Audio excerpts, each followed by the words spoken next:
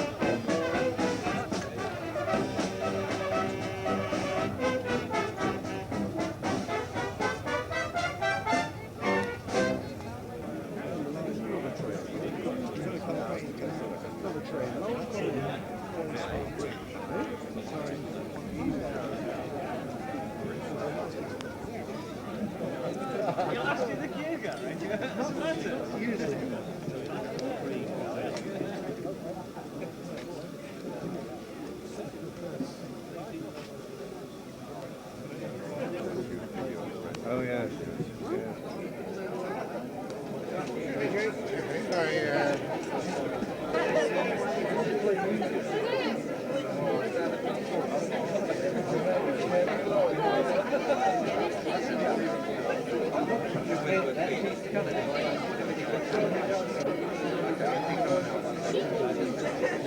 Lionel, can I borrow you?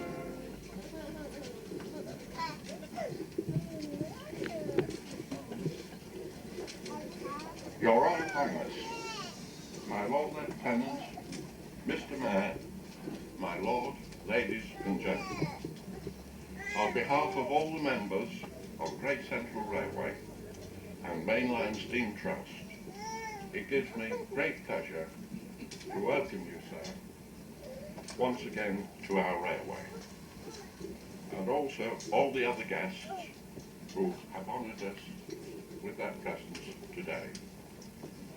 This is 71,000th day.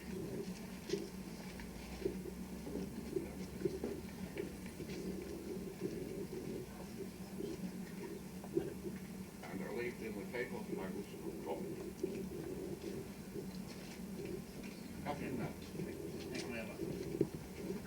Your Royal Highness, my Lord Lieutenant, Mr. Mayor, My Lord, ladies and gentlemen,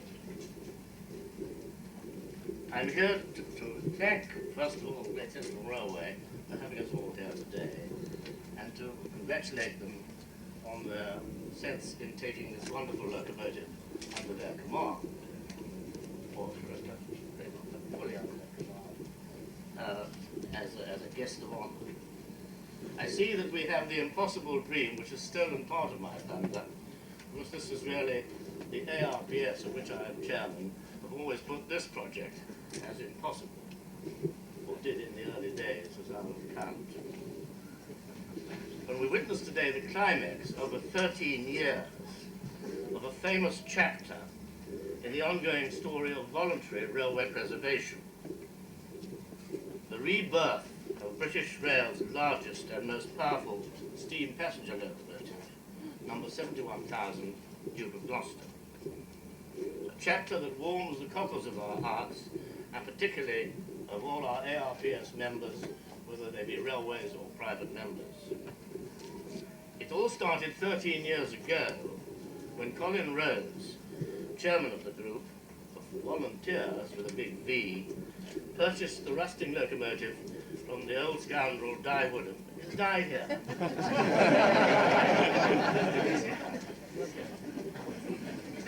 I mean, this is a pilgrimage that has been made by many, but Collins was a particularly special pilgrimage, because he really was taking away the most tremendous locomotive.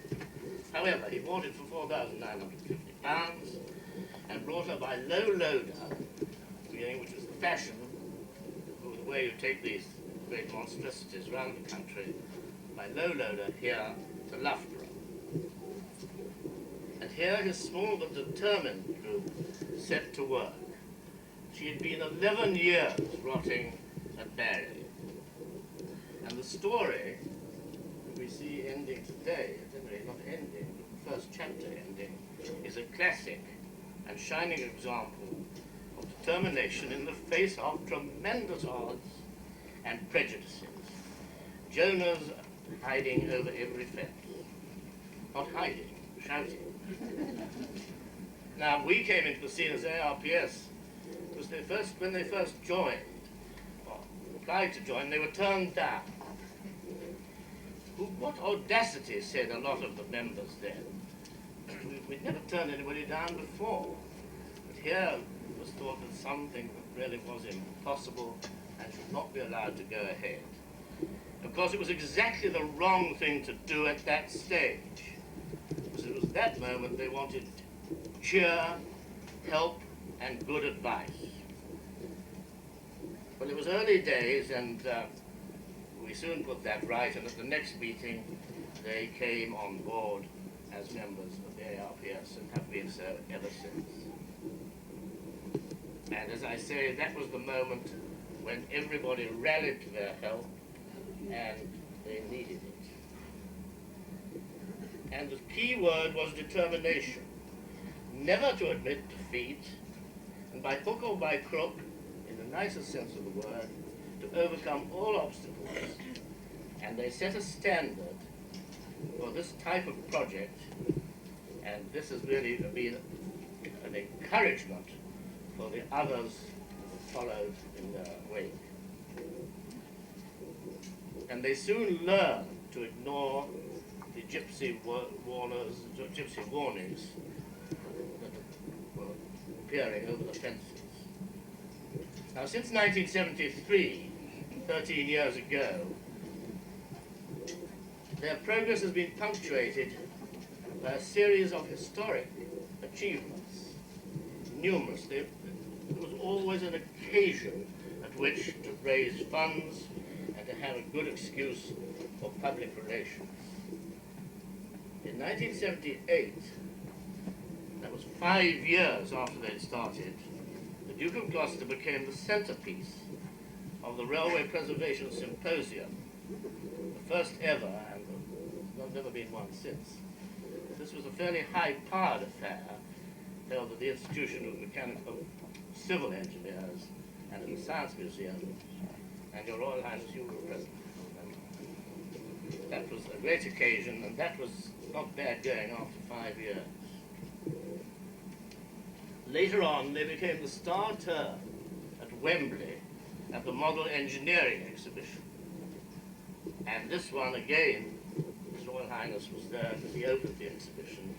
And on the stands there they joined with ARPS and had a combined stand, and we mounted on the stand 7¼ inch replica of the Duke of Gloucester. So once again, there they were to the fore.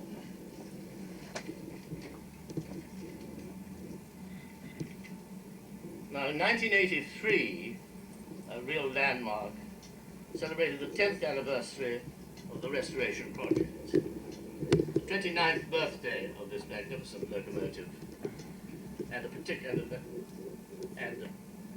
important event to celebrate, the fitting of new outside cylinders to the locomotive, and there have been countless other milestones. Now, having watched all our members and how they proceed and behave, this is a small group, and their relationships across the board have been impeccable. And not a trick have they missed, and putting energy into the energy put into the team, into the project by the team, has been phenomenal. And I will say that in return, they have received most generous help from the media, engineering firms, and the general public. Top of the pops. The designer of 71,000, the late Robert Ribbles, who was here to see the early stages and was in fact at the Science Museum, stated, "It is the achievement that counts. Nothing else is so important." And my God, she is some achievement. Thank you very much.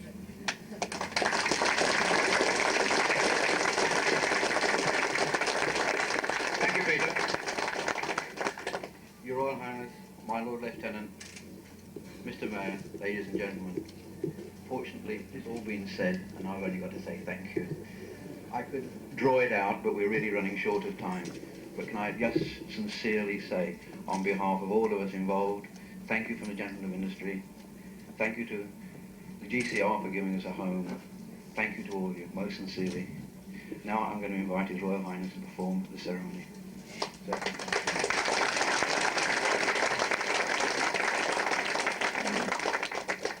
It gives me very great pleasure to come here again and to play an important part in the history of this great locomotive. I think I'm extremely fortunate that through a series of coincidences that I should bear the same name and title as this magnificent assembly of engineering.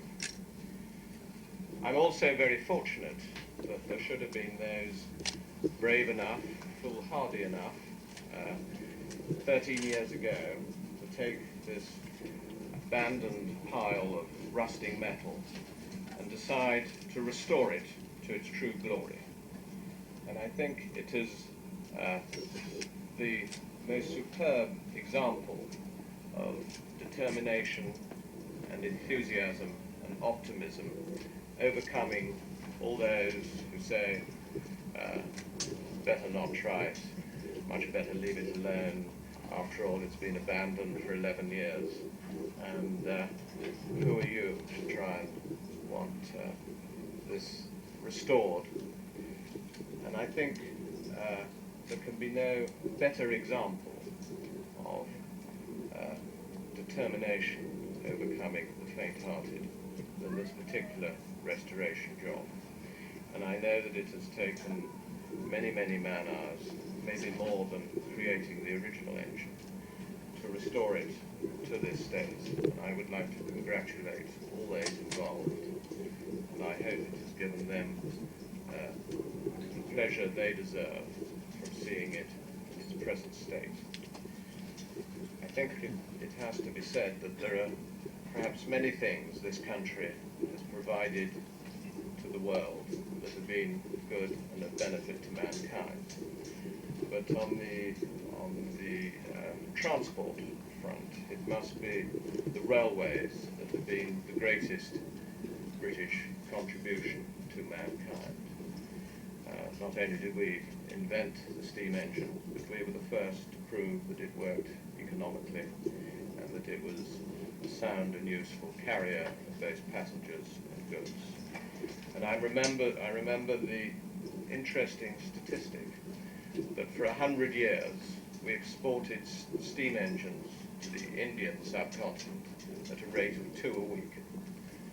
And I think it is a very fitting symbol of our historic engineering tradition that enthusiasts have chosen to revive and rebuild this particular engine that represents perhaps the peak of steam engines' achievement in this country.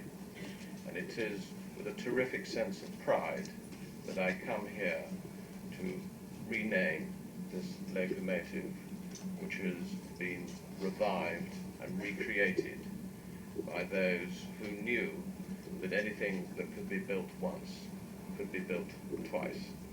And it is with that thought that I have great pleasure in renaming this locomotive.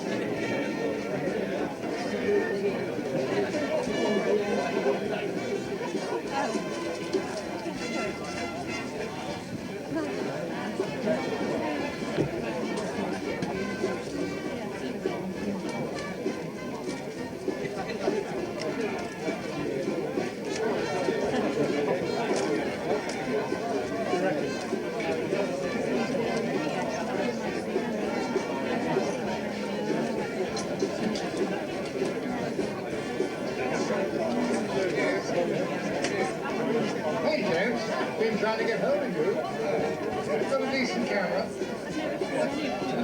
Well, you take it. Coming over.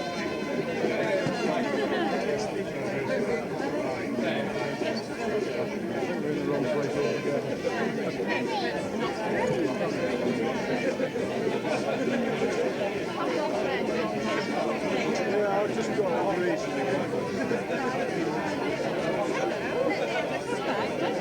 Well, we had to take it out.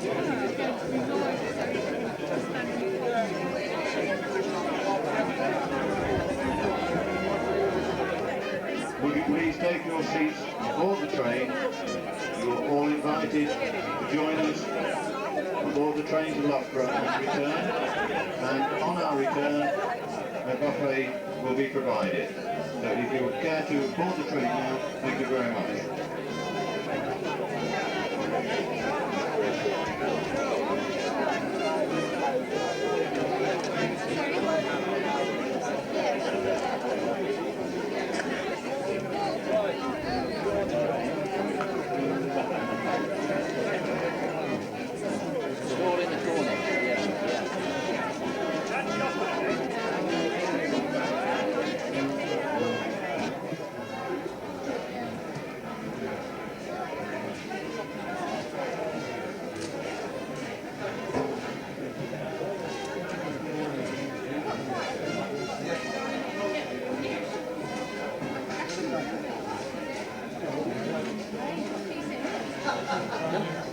If there are any members of the press press. Press kit, would they please report to the microphone point, and Stafford Jacobs, the marketing manager, will have a press kit for you.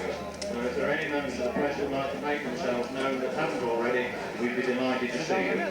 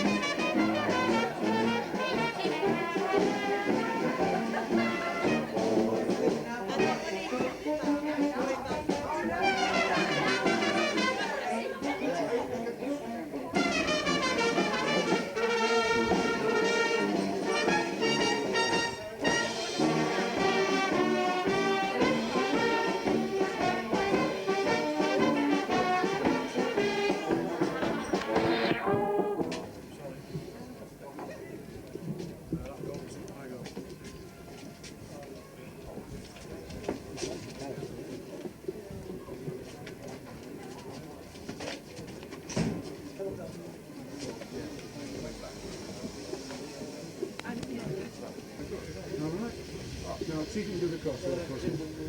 Oh, you've got one, have you? Yeah. I discovered why we were... I was probably right about the rocket replicas and stuff. Infected yellow. Oh, that's why. You were very polite about everything. Wouldn't have been in the article. He was a bit upset about it.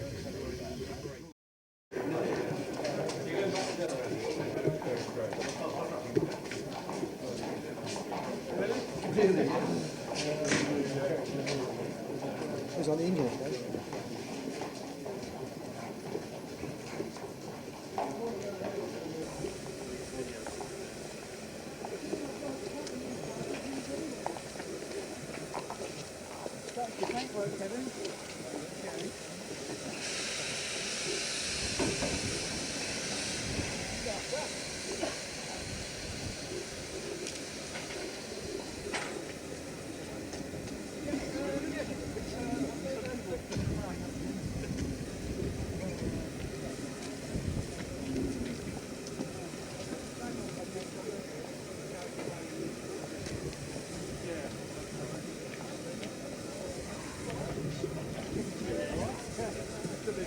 I've been running though.